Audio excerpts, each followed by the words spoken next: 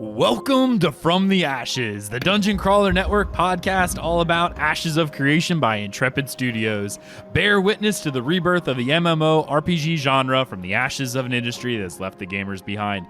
I am Aggelos, founder of the Dungeon Crawler Network. This is Pinello, the annoying Khajiit, who's here for every single podcast. Aren't you? Yes, you are.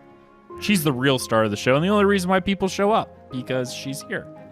Anyway, we are coming to you live from the Mighty Beard Tavern with my co-host, the one, the only Storms Lord himself. How are you, sir? Doing good tonight, doing good. Excellent. Glad you're here. We also have Alpha Soul. How are you, buddy? Doing great. Glad to be here. Let's get ready to talk. Woohoo! All right. I like this. And we also have Keladar himself. Welcome back, buddy. Hey, man. It's good to be back. I'm excited tonight. Yeah. Well, I'm excited too, if you can't tell, because we're really excited. We got a lot of fun stuff to talk about this week. All right. First off, we got a question that's probably on a lot of people's minds right now. Specifically, a lot of the content creators and a lot of people going, I want to stream Ashes of Creation. Should the NDA be lifted? We also talk about alternate characters and their viability, or will Ashes of Creation turn into Arcage?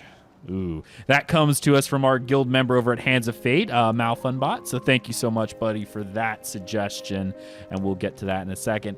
And if we have the time, we are introducing a new segment to our show, the Community Spotlight, where we, the Dungeon Crawler Network, will highlight another content creator for Ashes of Creation, give you some links that you can follow and check out some smaller content creators so you can get their names out there.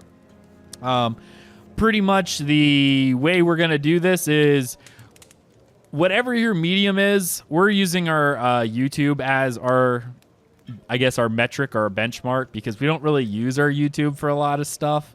Our main audience and whatnot is via iTunes, Stitcher Radio, all the RSS feeds.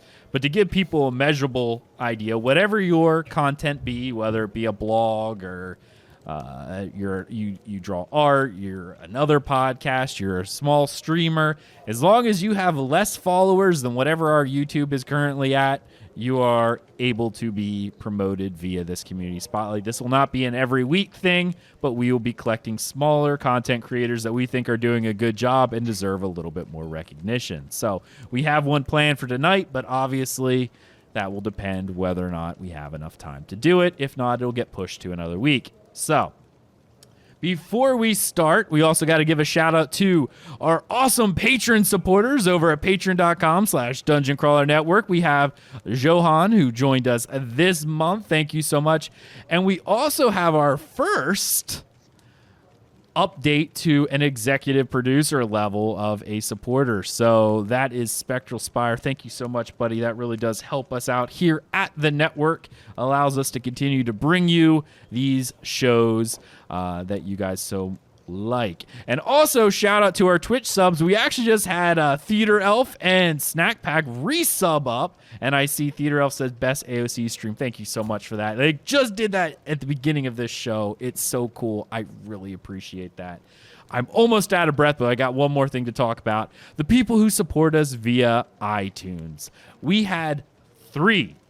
I had to sit there for a second. Like, my son normally counts like this. He does 3 like this. And I'm like, didn't do it right. We had 3 new 5-star reviews on iTunes. Oh. Yeah. Malfunbot was one. He left us a 5-star review. Says, it's hard to keep the excitement for a game alive when you know the launch is over a year from now. I've enjoyed watching the podcast because it's not the same gameplay clips released from Intrepid and the typical overlay of why the game will be great or crap. It's actual content every week. The theory crafting is fun with all the games that we have loved to play for so many reasons, and would like to see some aspects in Ashes of Creation, as well as we approach launch or even alpha. The theory crafting becomes discussions of strategy. Great show. Thank you so much, Malfunbot. That was fantastic. Another 5-star review from Mumbles529. I've been listening to this podcast since maybe podcast 10, and I really enjoy learning about the game and the MMORPG genre. They really do say real words, and what they say matters. Oh, that's awesome. You're great. Nice? And This one's fantastic. Rezoric, because he actually gave me a phonic in his name because he realized I would just mispronounce it horribly. Rezoric. Listen to every episode you post to YouTube. You all do a great job. Keep it up. Need more content creators like this. Also, shout out to my guild, the Gray Sentinels. So thank you so much, Gray Sentinels and Rezoric. Thank you so much for those 5-star reviews on iTunes, because they allow people to know that we are a real podcast, that we say real words, and sometimes they matter. A little bit. All right, guys. I've talked enough. Show's over. No, I'm just kidding. Let's go ahead and move right on into our first discussion topic. I know during the beginning of the show, everyone's like, so what are we going to do first? And I was going to do this first. I was going to do this first. We're not going to do that. We're going to do the NDA question first, because I think that may be the shortest of the questions. I was actually on, I was asked to be part of the Ember podcast. Last night we recorded this, and Sinbad over there, he had a nice outline brought up. But I actually posed this question to them there. So whenever that podcast goes live, I think he's waiting till after the NDA drops to release it. But I did pose the question there, and you'll get to hear myself, Danny TV, Sinbad from Ember, and Ziz talk about this over there. So I definitely encourage you to check out that episode as well when it is released. But I posed the question about, should the NDA be lifted? I know we are recording on the 4th of October, and there have been rumors from Steven that he's thinking about dropping it as of the 5th when the new test is out. Question is, should the NDA be lifted? I talked enough. I'm going to pass this over to Storm's Lord. And no. Honestly, I can say both sides of it, but I'm more on the no side. I think it's way too early for an MMO to see any parts of it, because there's no MMO to do. Mm-hmm. Alpha Soul, what are your first thoughts? It's essentially the same. I don't think so, just because now, that I've been in the test and kind of been going through the whole thing, I think at this point, I think they have enough people in the test where they'll get the data that they need without necessarily going. Because once they lift the NDA, people are going to post videos, and it's actually going to be of not what Ashes of Creation ultimately is going to be and the main lure of it. None of what you see currently and what can be shown is what Ashes will be. Aside from the aesthetic standpoint and the kind of movement to some extent, but none of it actually is.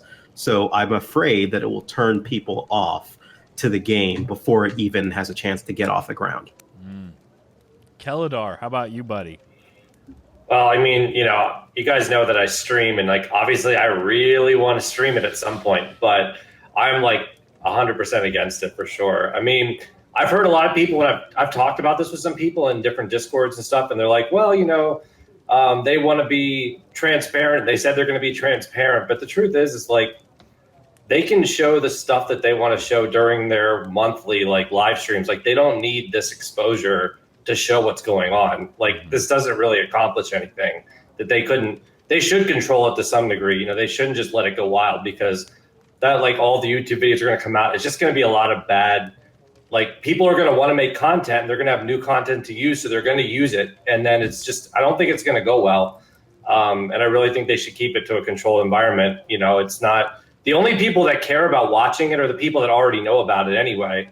The people that don't know about the game are going to see the bad side of it. The people that already know about it understand where the game is, and it's not going to turn them off. But the people that don't know about the game, that come and watch it on Twitch, they're not going to understand necessarily. And that's really not a good thing.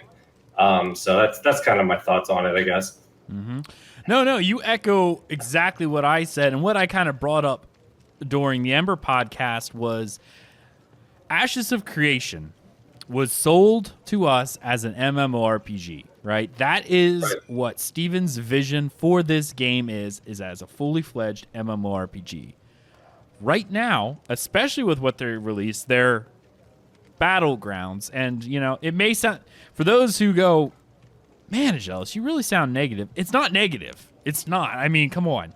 I've been running a show now for over a year about a game that's not even out yet. So obviously I'm a hyper fan. I'm probably more of a hyper fan than you are. It's more of a realistic sense because you're right. And I see Spectral Spire in chat. We've had this argument back and forth as well. Ashes of Fortnite is what people are going to see.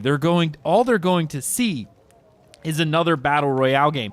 There's already people on our YouTube that leave us comments and things. And I think on one of the latest videos, I can't even remember which one it was, we had the whole, wow, I thought I was investing in an MMO, not Fortnite.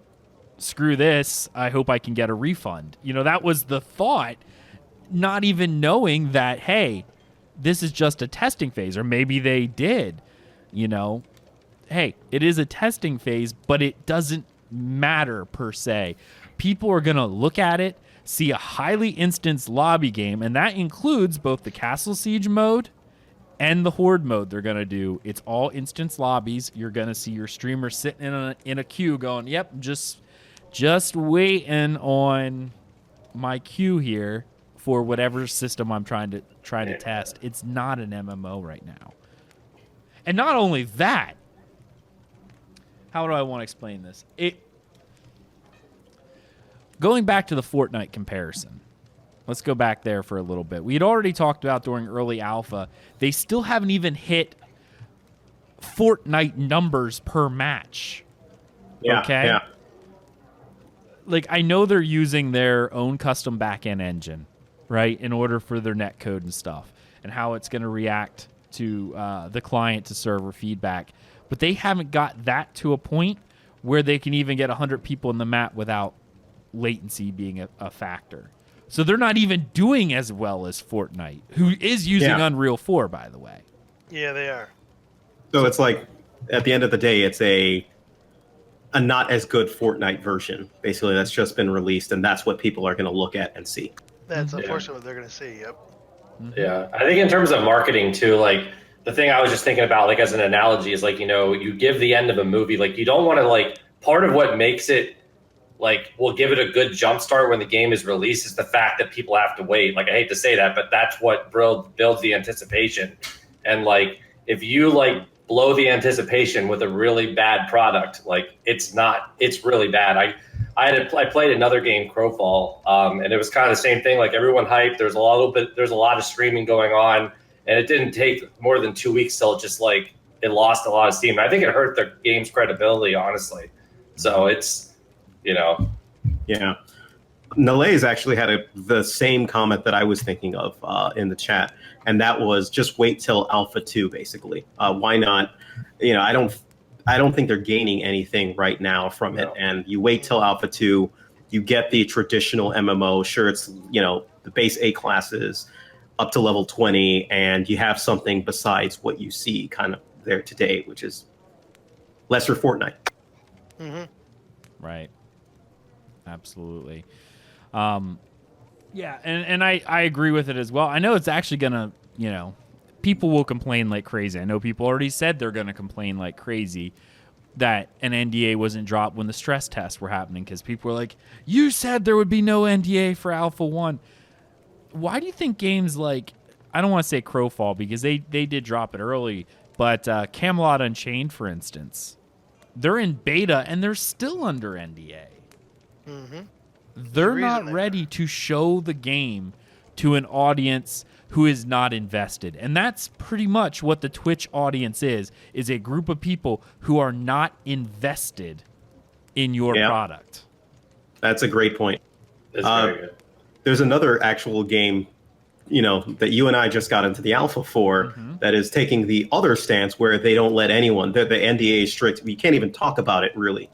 And they're controlling that from that aspect. I mean, to be fair, you don't kind of know what the end goal of the game is going to be. And I think that's to their point. They don't want to lift the NDA and have it open to all these people who could potentially, or potential players who would, you know, not play anymore. Right. Absolutely. Yeah, I think they're going to get a little bad publicity too early when they put this out like this. I mean, I don't know. Did you guys actually watch the live stream chat that was going on while they were actually showing off the battleground, the most recent one. Yep, I did. What did I didn't honestly see it. What happened? It was pretty much a lot of what we were saying now. They're Yeah. why are you making a battle royale? I did not back a battle royale game. I did not do. And so bad. They made I think it was Ziz on the Ember podcast that I was just on. Again, go check that out when it's released because they all made a lot of really good points. He said, "Well, what would happen if Intrepid made an announcement or something ahead of time that this is just for testing?" I'm like, they've already done that. People don't listen.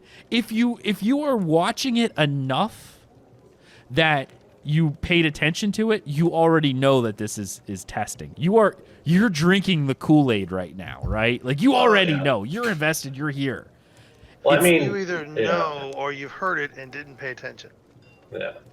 Yeah. And like this is like the same thing with the whole like restaurant theory where like, the people coming to watch it are Twitch viewers that know nothing about the game. Those are the people that you're worried about seeing it. You're not worried about people that know the game seeing it. That doesn't really change much. They're already invested. But the people that from Twitch that aren't, like they have a bad impression. They're going to tell 10 other people when someone's like, did you see this game? And they start talking about it. Like it's just going to start. It really does cause. It's things you don't see, but it causes bad publicity that's not even talked about, and then people don't buy the game. Like it'll spread fast. You know what I mean? So Twitch is a very big engine for like talking about things. Like it's become huge. So like I mean, do you guys think there's any chance they're not going to drop it? Like I'm hoping they change their mind, but I don't know.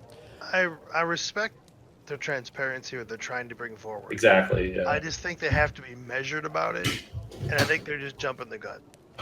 I really do. I'm afraid it's going to cause not unreparable, but a lot of harm. That's going to be a long way to bring it back when people look at it and have that reaction, especially those who want to play MMO just for MMO. They don't touch PvP. They don't want to be doing this.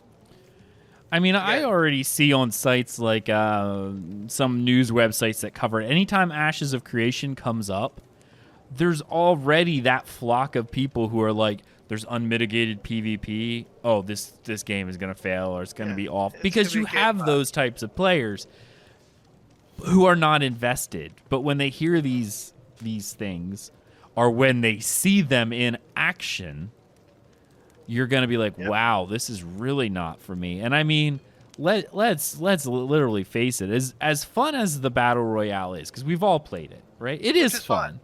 Yeah, definitely. I could tell you this, if it wasn't related to Ashes, I wouldn't play it because I don't really care for Battle Royales. It's just because it's set in a world I'm interested in, invested in. I give it a little bit more leeway for what it is. But even from that perspective, if it, the common trope that happened post 2010, the WoW clone, for every theme park MMO that came out. I know we bring up Fortnite, but even the way that buildings are destructed in the perfect square looks like Fortnite. And that's what people are going to see. I know there's going to be some white knights out there who are like, yeah, but it's Ashes, it's not Fortnite. I'm not the only one who's made this comparison. I don't even play Fortnite. I think I made like 10 minutes into it, and that's as far as I ever went. But I've made this comparison already that I'm like, it looks like Fortnite, Because I've seen it streamed, and I think it's more of a problem than good. You know what I think is going to happen? I think it's going to be compared to not just Fortnite, but the other more critical game is Star Citizen that it's going to be compared to, with a lot of people who aren't as invested in it. They'll start comparing it to Star Citizen. Oh, you mean like feature creep? Like, oh, you're spreading your resources over to a battle royale now? Kind of like how Star Citizen has, Squadron 42 or whatever it was? I didn't even think about that.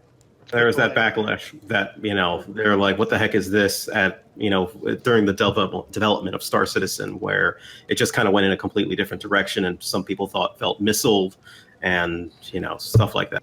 And I see Snack in chat says, I play Fortnite and AOC Battle Royale isn't Fortnite. Please explain to me why you say that is.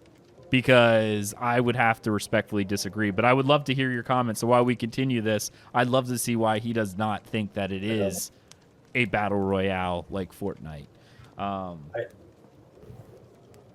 what was the next part? Keladar, what are your ideas about feature creep? Do you think that's going to be a problem for people if they see this as standalone?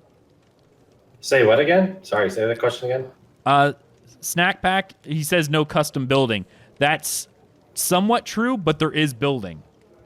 I have yet to see it work. There is building, though. So, yeah, it's not free placement building, but you can lay down buildings. Do you think that people will look at this and go, wow, why are you guys splitting resources off to do a Battle Royale version instead of working on the MMO? Yeah, I mean, totally. There's honestly, like, maybe this isn't answering your question, but I keep thinking, like, how is nobody that's in the leadership part of that team, like, are they not worried about the things we're saying? Because I can't think that, like, the four of us are the only ones that have these thoughts. You know, we obviously would love to stream it at some point, but I'm confused at, like, I'm just trying to understand their reasoning why they're opening it up. Is it just to try to uphold the promise and pride? I don't know. It just seems odd to me. Well, you know? I also think it might be something to do with, because I mean, at the end of the day, let's just forget about the fact that they're opening it up now. At the end of the day, they're a lot farther than we thought they would be. The combat, it's a lot smoother. Everything is a lot better than we thought. And so the initial reaction from everyone, obviously, is this is great. But it's not necessarily in the context of it being great as a battle royale game. It's great as far as the progress of Ashes of Creation goes. So I think they may have taken that and been like, okay, well, yeah, it's, along with our promise, it's good to go. It's good to release when, if you don't see it. I'm just I know you. I'm just like trying to like wrap my brain around like how they don't see this as a massive mistake. I mean, I hate to be that blunt, but Yeah. And I will say one last thing from Snack, and I know he says he's like, one's a shooter, the other isn't. I would argue at this point in time, melee weapons are so bad that the only thing you could do is with ranged weapons. And I know people say there's projectiles. I don't feel like there is because it's pretty instant. I think one guy killed me from, how far away was it, Alpha Soul? I think you watched. He was all the way across the map. It's like, dude, how did you even get me that far? It's essentially a shooter at this point. Like, it really is. I know you're like, oh, melee is terrible at this point. I know it's because of testing. But as of right now, if you're not ranged, you're not doing it right. So, yeah, full auto wand. That wand of light. If you don't have wand of light, that's it. Or the crossbow. Yeah, no. Yeah, that's the new meta. The wand of light. Wand of light and crossbow. For close, and then the crossbow for farther. But still ranged, not melee. So it's all ranged. Yeah, it's pretty crazy. All right. We're going to go ahead and... Oh, actually, I want to say this before we fast off. Nalis in chat. Sorry if I mispronounced that, buddy. And thank you for the sub earlier as well. I did see that. People always jump the guns for alphas. Intrepid give you a small taste to test out how they sped up combat. People sprint away with that going, this is what you actually paid for. I did not put the emphasis. He did. And it's true. It really is true. Really is. All right. NDA, I'm curious to know what you guys feel. By the time this video comes out, for everyone who is not a patron or a Twitch subscriber, because anyone who subscribes to us via Twitch or patron gets this over 24 hours early. In fact, most times pretty much within 2 hours after we're done live streaming, you gain access to this episode. So that is a thing. And hello, kitty. Move that cat. She's driving me nuts. Anyway, I'm curious to know what your guys' thoughts are, what you're seeing. If the NDA did drop, what are people's reactions? Because I'm sure we'll be talking about that next episode, especially if the NDA drops. All right, moving on to our next topic, which is a mailbag question from Malfunbot. I'm actually going to read his message to me. He actually wrote down a couple thoughts. But the concept is alternate characters and alts within Ashes of Creation. How viable do you think they will be? So, just wanted to put some thoughts about alts in Ashes of Creation. When I first began in MMOs, the only reason you had an alt is because you were tired of playing the same class and wanted to try something different. There was no reason to have alts because the alts would have taken too much time to build up. However, after playing MMOs for many years, I've realized there are more reasons to have alts, some bad and some not so bad. My first alt was so I could cast some powerful spells on my main from an alt and gain an extra inventory. It was such a pain to have this alt follow me since the follow commands weren't great, and I could get pretty far ahead of my alt before I realized I got stuck on a root or tree. I remember that. DOAC. Nothing sucked worse than your bot getting stuck and unfollowing. I considered it more of a role-playing application, leading my squire into battle, and he carries my loot. I liked it. I am sworn to carry your burdens. That's all I heard in my head right now. I like the idea of having an alt, but mostly because the game I was playing only one class that could cast a pet. When I started playing Arcage, alts were completely necessary and in a very bad way. Everyone who played the game had an alt on the EU server because their labor pool was separate, but you could transfer the pay-to-win currency to your NA character. Oh, wow. Yeah. No, that's different. Number 2, it was useful to have an alt staking out a spot for PvP, best nodes for mining or harvesting, or even just check the auction house when you couldn't otherwise travel there easily. With limited quick travel, I could see this happening within Ashes of Creation.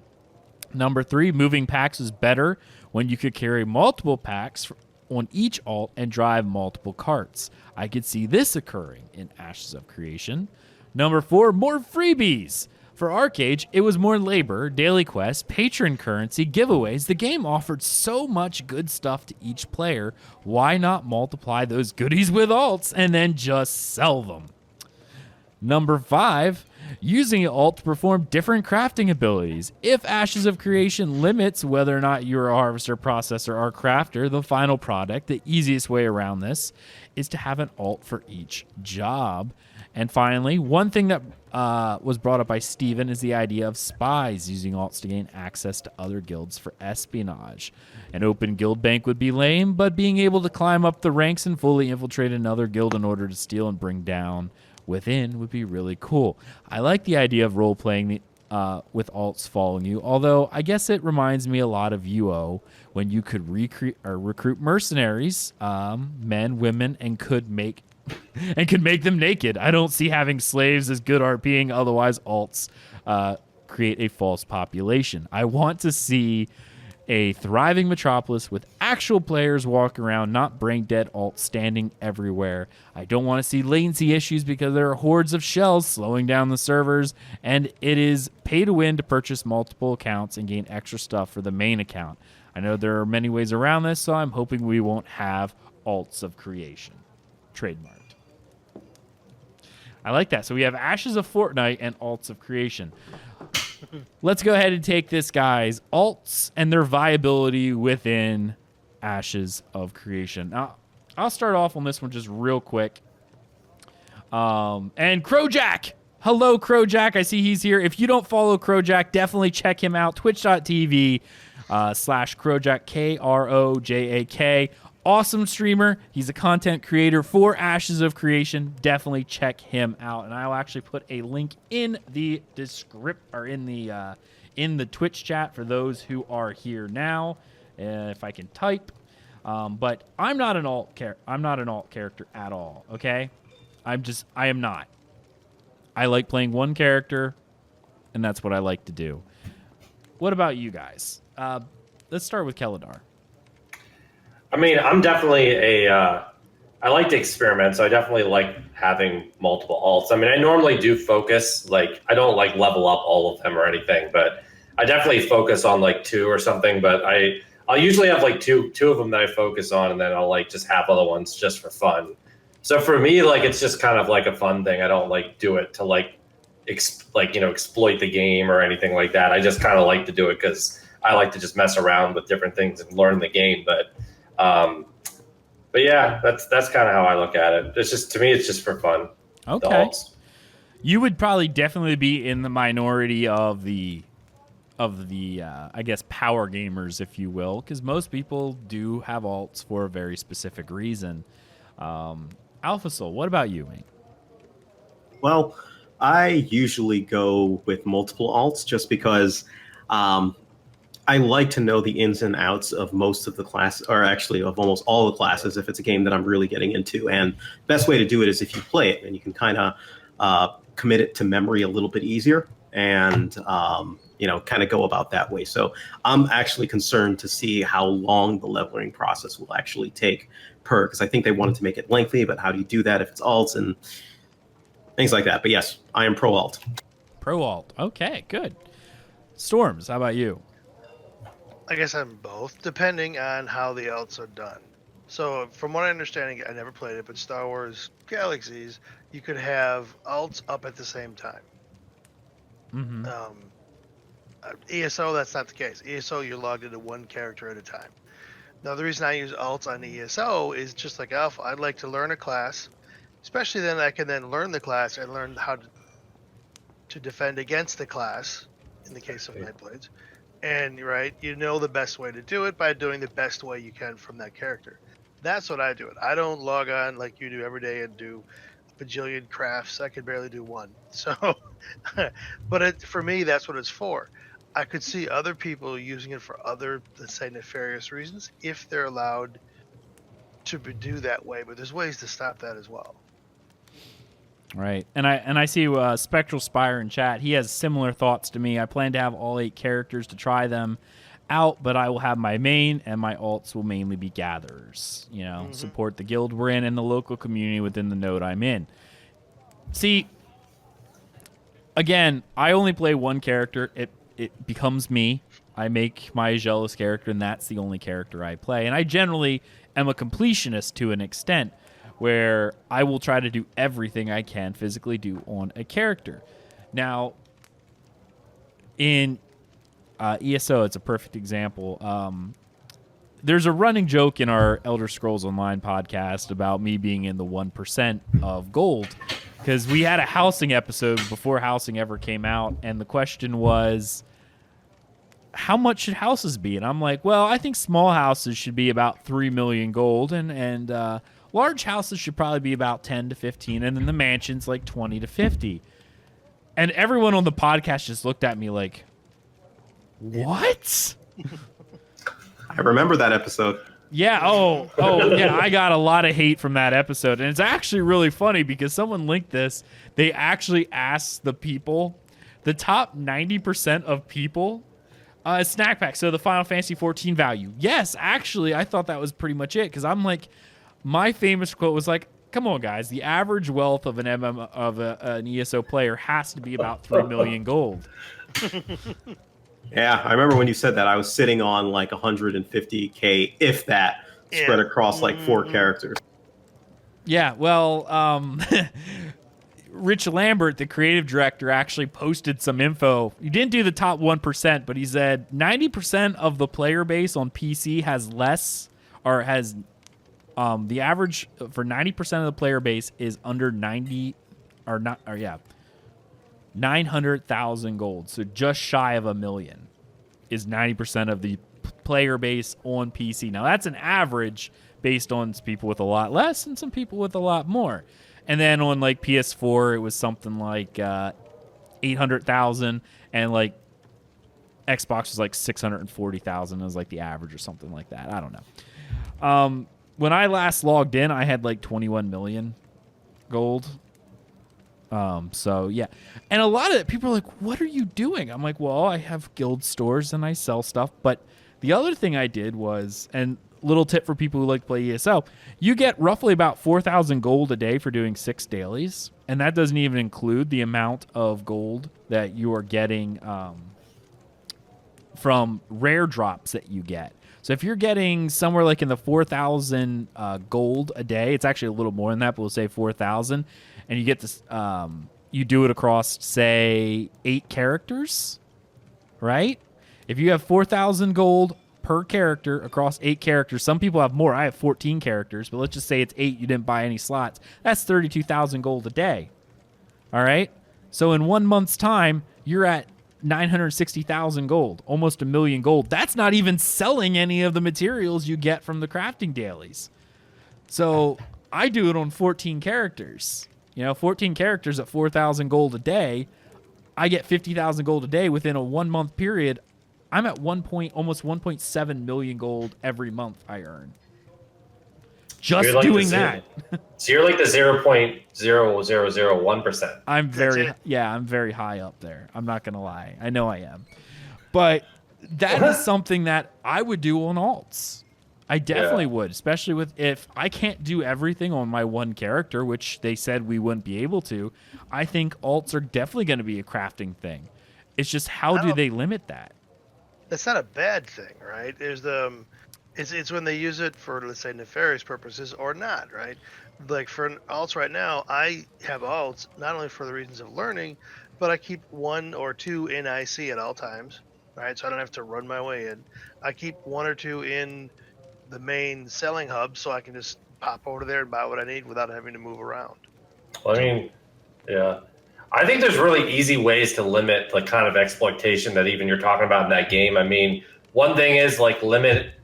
For one thing, I don't think they should have daily quests. I already have said this before, but any kind of residual like daily income it makes the game like about it being completionism and like not fun. So I don't see why you would do it anyway.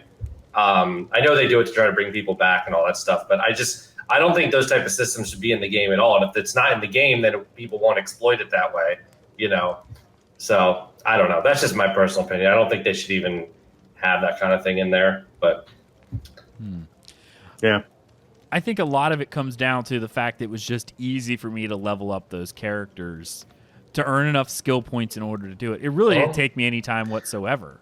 Well, one thing about ESO is when you get to champion level, right? Even your baby tunes come out, as soon as they hit 50, they're up to the full champion level, whatever you're at. They don't keep going up 50 and then do the progression. They're automatically up. And when you're in a baby tune, you still have those champion points for a full level you're at for your main. It makes leveling easy, but you still have to farm skill points if you want to do the crafting in this point. Oh, absolutely. Yeah. I think when it comes to alt viability, jumping the other way, ESO is very alt friendly because it allows you to level quickly. And if you look at how Ashes will be, are they planning on actually making progression something that takes a while? Are they going to make it easy like ESO where it's easy to really just go nuts and get to the end? Are they going to do something like what happened at the very beginning of Legion with World of Warcraft? Now, World of Warcraft was very alt-friendly up until around that time. I should say probably around the Wrath of Lich King era, all the way up to Legion, it was alt-friendly. And then they introduced artifacts, which required you to power them up, and it pretty much killed alts, period, because you couldn't keep them up if you wanted to have any power viability. Is that something we are hoping to see? I'm actually of the notion that I would like to see characters actually take a while to level up so they're not throwaway. Yeah, I'm with you. I mean, I think that I don't know. I'm more with you where I think that it should take time to level up, and because then I guess it kind of pushes the people to kind of like invest into the character. And I think in the long run, that's more fun, even though people might not. Some people might disagree with that, but I personally I'm like EverQuest took forever to level up, and that was kind of the game that got me started on it. And I love the fact that like when you got to the top, you actually got respect for that because it took time, So and it also like spreads the curve of where everybody is on the game. So there's a lot of variability in like levels and stuff like that. So I don't know. I like that myself. So I'm kind of with you, I guess. Spectral Spire, I like the idea of a long leveling progression. From a single character person, yeah, I really do like that, but I know people who like alts would automatically hate that. Well, what about a system? How do you guys feel about a system that has, let's just say for your first tune, it takes let's just throw out a number there, 200 hours. And then for your second tune, it becomes 33% easier or something like that. And then it gradually becomes easier each character that you get to max level. What about something like this? 200 hours, but and definitely I like it. I just think the first one's going to be longer than that. It took me a considerable amount of time, and I played a lot of ESO when I first started to get the first main up to champion level. But I don't mind the next one being a little bit easier and a little bit easier to go along. Gotcha. Okay. I'm seeing people in chat. Long Theater Elf, long level progression makes the game last longer. And Alice in chat, I feel like the character you choose should have weight to it, in a sense. The battles you win, the things you craft, should have enough meaning to not trash and redo. I think that was something that really struck me hard, was in ESO seeing people level characters and then delete them for spots because they were not the flavor of the month, right? You know, oh, I leveled a Sork. Oh, it's great. Oh, I don't have spots anymore, so I'm just going to delete this character. I'm going to level up a brand new one because now the Templar is it, and all my other characters are crafting. And the crafting at that point actually took a while. I think it took something like 6 months to max out crafting just because it was time-gated before they introduced all the cash shop stuff. But so if people had those characters, they just left and sat around and did all that stuff. But hey, Prophet Stacks and chats just stopping by to say hi. Hey, how you doing? Hey, say hi to the cat 'cause she's right here. You know, hello. Throw the cat away again. Oh crud! I just totally forgot what I was saying because the cat walked away. Where was I going with that, guys? Help me out. No. Khajiit Land. I don't know. Okay, that's where I was too. Where were you going? I don't even remember anymore. Couldn't have been that. Happens to us all. Yeah. Well, Cardamom, you're lying then because you forgot. Senior moment for me, I guess. Wow. I don't even remember. Dear heaven. Now it's gonna bother me that I don't remember where I was going with that point. But yeah, no. Just when characters don't mean anything. I remember Dark Age of Camelot leveling to 50 was an achievement. That they had an honorary thing, which was the naked run through MMORPG. Which was a world v world open world PvP zone. If you saw a character butt naked running across, not that you couldn't attack it, but no one did because that was the crossing the finish line that everyone saluted. They went, "Wow, dude, you made it." You know, you would actually have Zergs of the opposing teams come and just stopping and waving at the naked guy running through because that was his victory lap. I made it to level 50 after weeks or months of trying to level this character. It's now 50 and you ran butt naked through MMORPG just so that it's like, hey, that's what you do, and people didn't attack you because it's like, oh, yep, no, I understand that. That has been thrown away so much with the ability to just level in 10 minutes, you know. Yeah.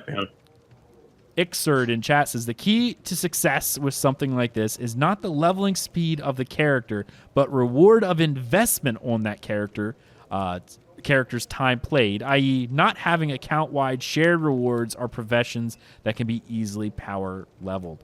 Here's something that I just thought about. Now that Ixerd actually said this in chat. What if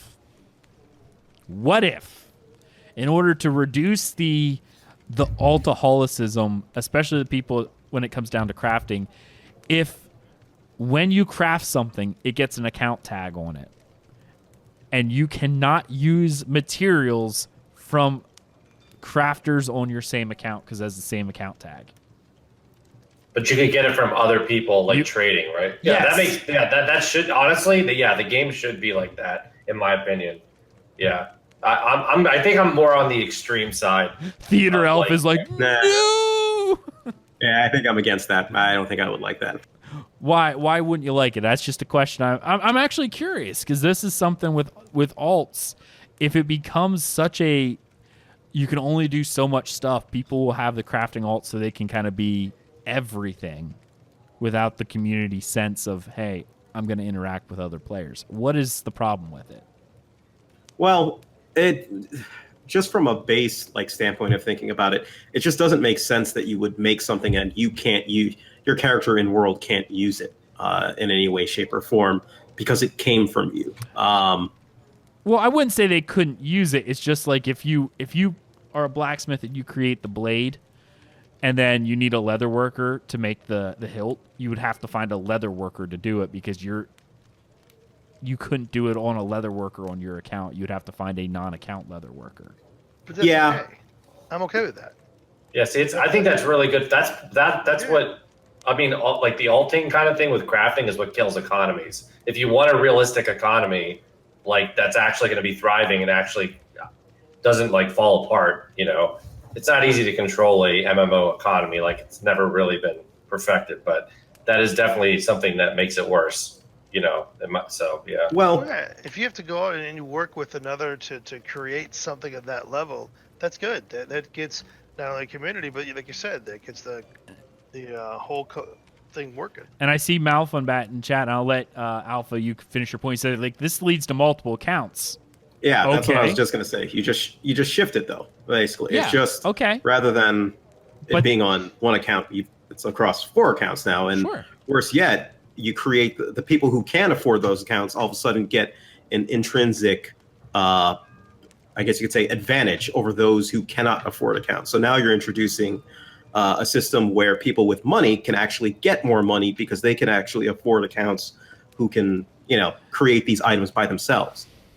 I see where you're going with that. And my argument for the multiple accounts is more like, that's more money for Intrepid. But, that is. And you are very right. There is an element of, like you say, pay to win because the person has that. I don't necessarily say that's pay to win because it's accounts, right? I mean, let's face it. If you're paying for the accounts, you're paying for the accounts. That people are going to do that anyway. Even if you could use all your own stuff, what's going to stop you from, I don't know, the guy who can afford 50 accounts making accounts so that when voting time comes, for election into a node, he just votes all of his accounts for his main. Like, you're not going to get away from that with crafting or not. There's always going to be those people that will be able to buy the multiple accounts, and you can't really stop them outside of IP banning people with multiple accounts, which then hurts people in, like, if you have multiple people playing from the same location, they're going to get falsely flagged. College campuses, you're going to get falsely flagged. Stuff like that. You're gonna see that be a problem. And I don't even think, even if the people could craft those stuff and use their own stuff, the people who are going to create multiple accounts for whatever reason, whether it's just so they can have their own whatever, is not, they can tap an entire node of ore out by themselves. And I see multi-botting in PvP is painful. I do agree, but in an action combat game, how viable is that? I know in Tab Target, I remember WoW watching the shamans, the elemental shamans in Battlegrounds just melt face. But that's a pure Tab Target type game. With this one, I don't know how multi-botting will actually play out. And remember other games, and I want to bring this up as well for the people who are kind of die hard against me at this point, because I know there's just some people in chat. Star Wars Galaxies, we'll bring this up. Now, this is pre-NGE. This is going back. Remember when you were only allowed to have one character per server? That's how you kept the economy going.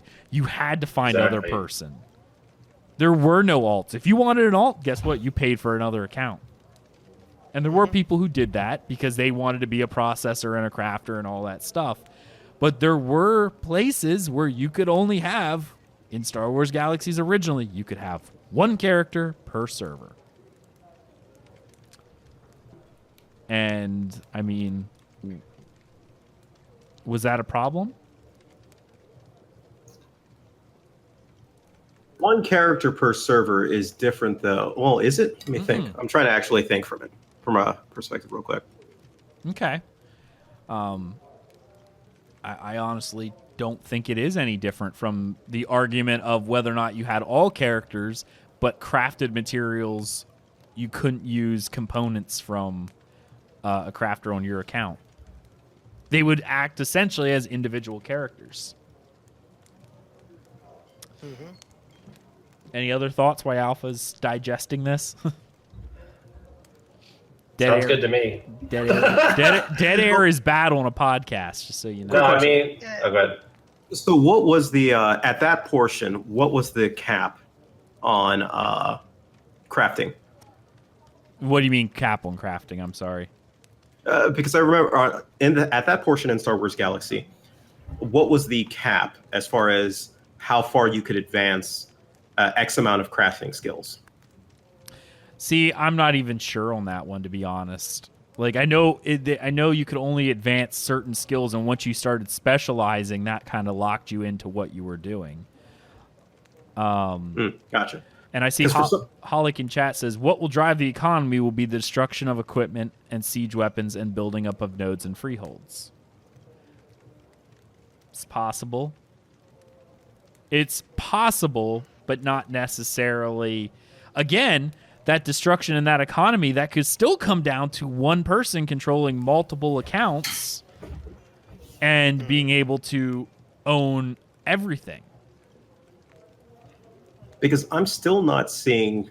Oh, okay, I get. So I get what you guys are arguing, but I'm still not seeing how that specifically contributes to contributes to the economy of a server. In other words, I'm thinking back to most of the MMOs that I'm noticing with. Let me play this out for you. If you are a sole crafter, okay, and you can do everything yourself, you are no longer reaching out to other people in order to get their goods. So you're not buying their goods, okay? Because you're crafting it all yourself. So you're not reaching out to other crafters to buy their goods. The people who do not, either through lack of time or lack of accounts, do not have the time to make multiple characters, then stop producing because nothing is selling for them. What then happens is all the money, because I cannot just sell you my sword hilt, or in a modern thing, hey, I make iPhone screens, but nothing else. I need someone else to make the motherboard. Who wants my iPhone screens? Well, no one else makes the motherboard, so what am I going to do with this piece of glass? I eventually stop making the glass. However, Apple and their Chinese workshops make hundreds of these and start selling them, hundreds or thousands, and then they start creating, they have all the money, they buy up all the stuff and create artificial inflation because the people with the money are going to buy everything at low cost and jack it up. So then the people who are coming in to start new characters are going, wow, copper ore was once 5 copper, a nugget, and now it's 10 gold. Because that is a common thing. You buy everything low and jack up the price. And guess what? People are going to do it. I do it in ESO. Before every single DLC patch that comes out with new gear sets, if it's looking like those gear sets are going to be new meta, I go out and buy every freaking temper, every single Drew wax I can get for lower prices, 5,000-6,000 gold per. And then guess what happens when it comes out live? Those are going back up on the market for 8 to 10. And guess what? They sell because there's people who are sitting there going, man, I really want that best in slot upgrade, and I'm going to do it. You know what I mean?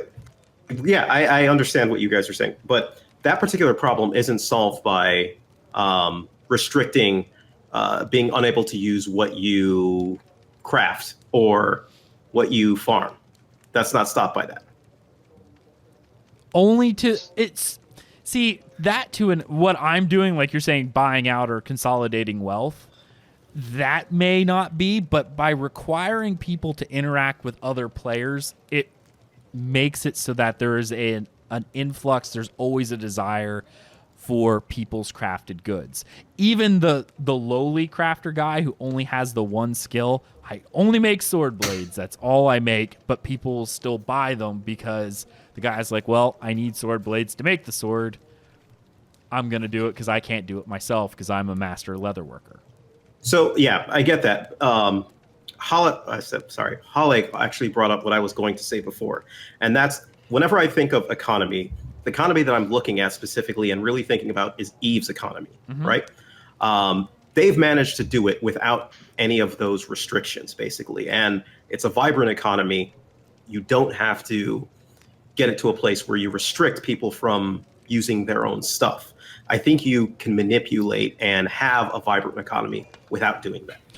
Right, but this is coming back to the idea of alts, though, and making alts mandatory. That's the question, not the Eve thing. Oh, okay. But coming back into alts, if you look at it from the scope of limiting the effectiveness of alts to only make alts for people who just want to play different classes the way they were intended to be played, that's the limiting factor. Not the economy so much, but making it so people aren't like going, oh, great, now I'm going to have to level up 8 different alt characters so I can craft like everyone else because no one else is selling individual things. That's what you're trying to avoid. Well, I don't think if it's going as along as we think it's going to be, I don't think we'll get to that point until well into the game where somebody could truly be that self-sufficient. If this is going to be as fleshed out as it's possibly going to be, with you can be fully specialized into making a freaking sword as opposed to, various other types of weapons, then it's going to take a long time to actually get to that point. Oh, go ahead. I'm sorry. Oh, sorry. And I doubt we'd be able to actually make that with even just one account. Even if you had like 8 characters on that account, that would maybe get you 8 different bladed weapons of that to be able to master that. So with the way they set it up, I don't think you have to do that if you're really going to be that specialized with things.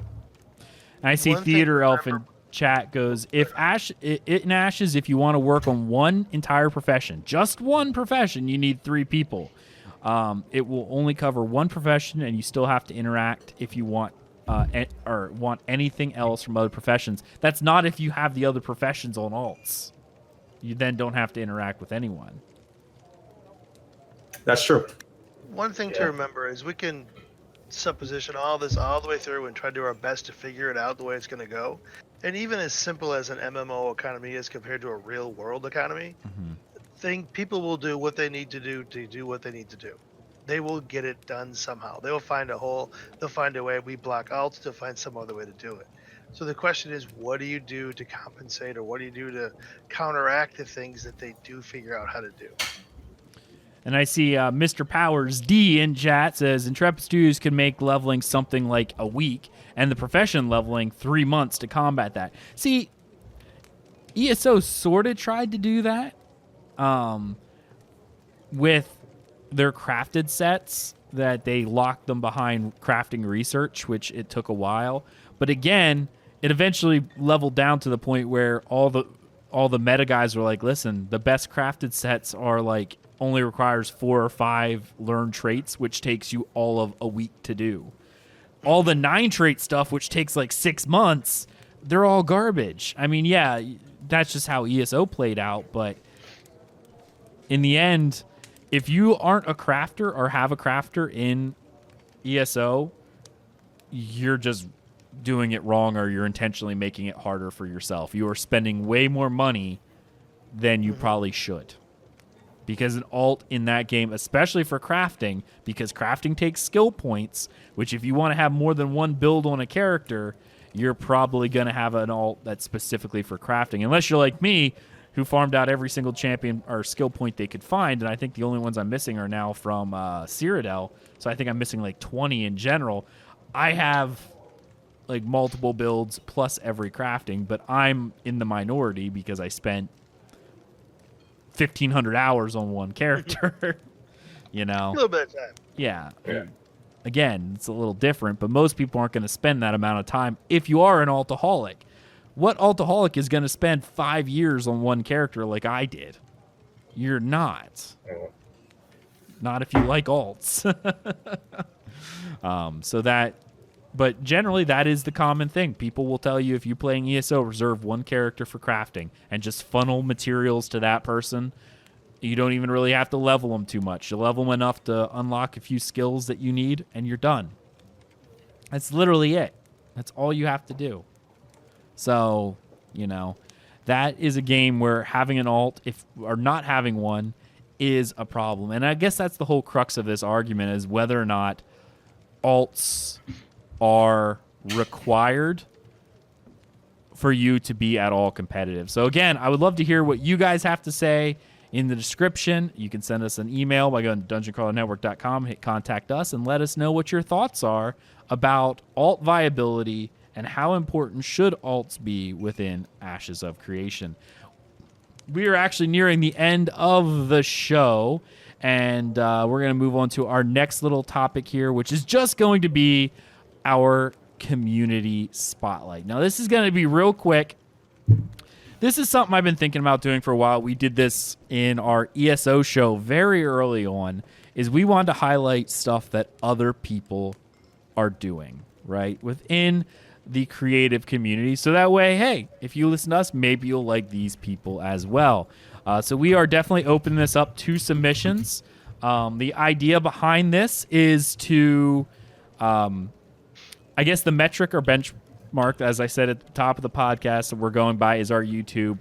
If you have less followers than what our YouTube has, because that's like one of our lowest platforms for us, and we figure that's a fairly easy thing to go, you are able to take part in this. So just send us a DM or a message going, hey, this is what I do, and let us look at it. We'll look at it, and we'll give you a little shout out on the show to help you grow.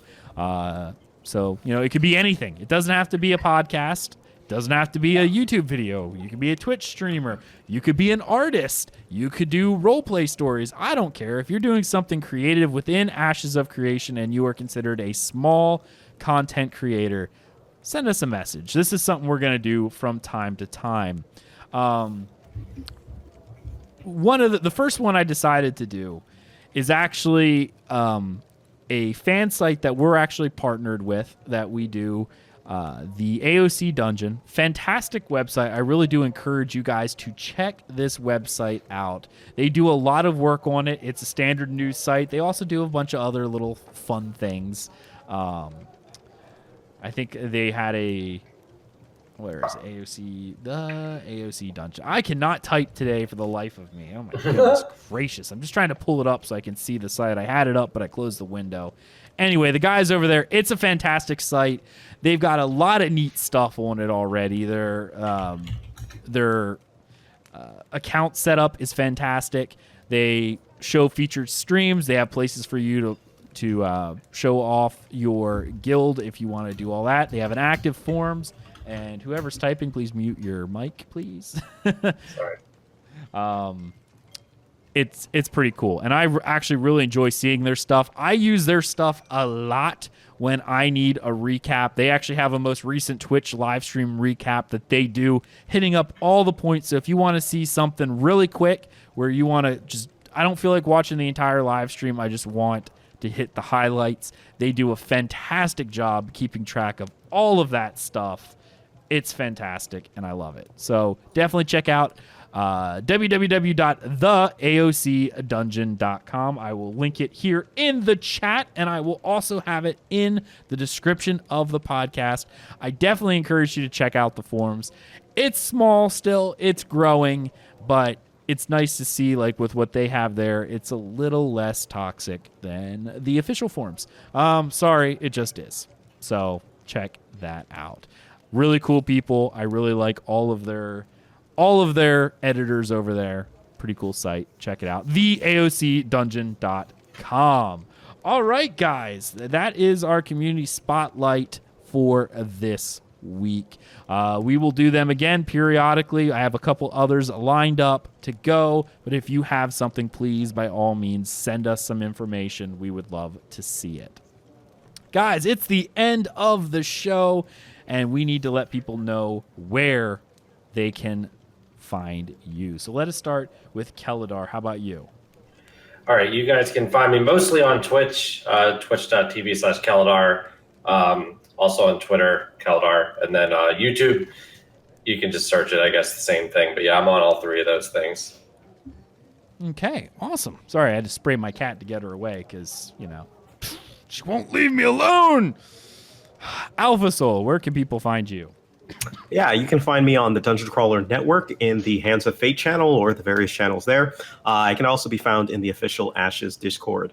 And finally, you can find me on YouTube, /DRACDOC, where I do fragrance reviews. That's awesome. I don't do any of that. No. Anyway, Storms, how about you, buddy? All right, you can find me at Storms Lord. You can find me at twitter.com. You can find me in the Dungeon Crawler Network Discord, as well as you can find me working behind my desk on the next Digital Paper Studios game for iOS, Android, hopefully Xbox and PS4 someday. Very nice. And of course, you can follow me on Twitter at Aggelos, AGGELOS_DCN, because that's where I tweet things every once in a while. And of course, on Discord as Aggelos, #7141, I think. I don't know. I'll look at it later. I'm not even worried about it. I'm in the official Discord, and of course, our our DCN community Discord, which you can find on our website. If you're interested in joining us in our guild for Ashes of Creation, Hands of Fate, we are a PVX guild based on the North American Data Center, and we have players from all over the world. We do have scheduled events for each region's prime time. So if you're an EU or Oceanic resident but have enjoyed playing with us in the past, or maybe for the first time, escapethatmy.com, we encourage you to join. Our guild's focus is, of course, on progression rating, small scale PvE, crafting and gathering, probably with alts because, no, I'm just kidding. And, of course, node-based PvP and the open world. And most importantly, community growth. So definitely check us out there at our website, handsoffateaoc.com, to find out what we are all about. You can also follow everything we do, dungeoncrawlernetwork.com. There you can find links to our social media, including Twitch, YouTube, Twitter, and Facebook. Be sure to check out our Patreon program at patreon.com/dungeoncrawlernetwork. If you want to help support the show, you can leave us a review on iTunes that lets people know that we are a real podcast, that we say real words, and sometimes they matter. Thank you so much for joining us on this episode of From the Ashes, and we'll see you next time. See you later.